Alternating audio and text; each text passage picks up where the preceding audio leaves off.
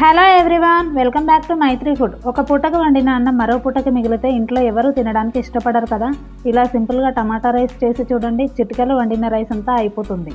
ఇంకా ఉంటే బాగుండు అనేంత ఎమ్మీగా ఉంటుంది ఈ టమాటా రైస్. ముందుగా స్టవ్ ఆన్ చేసి ప్యాన్ పెట్టుకొని ఆయిల్ వేసి, ఆయిల్ వేడెక్కగానే ఆవాలు, జీలకర్ర, పచ్చిశనగపప్పు, మినపప్పు, సన్నగా తరిగిన వెల్లుల్లిపాయలు, పచ్చిమిర్చి, సన్నగా తరిగిన ఉల్లిపాయ, ఒక బిర్యానీ ఆకు, సన్నగా తరిగిన టమాటా ముక్కలు వేసి టమాటా సాఫ్ట్గా అయ్యేంత వరకు ఉడికించుకొని ఇప్పుడు ఇందులోకి పొడి పొడిగా చేసి పక్కన పెట్టుకున్న రైస్ని వేసి బాగా కలపాలి.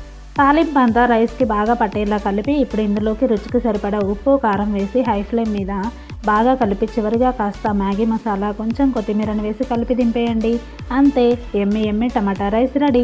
ఈ టమాటా రైస్ని వేడివేడిగా సర్వ్ చేయండి. పుల్ల పుల్లగా, కారం కారంగా టేస్ట్ చాలా బాగుంటుంది. అలాగే చేసిన అన్నం ఇట్టే అయిపోతుంది. ఇంకాస్త ఉంటే బాగుండు అని ఎదురు చూసేంత టేస్టీగా ఉంటుంది. నచ్చిందా? ప్లీజ్ సబ్స్క్రైబ్ చేయండి అబ్బా.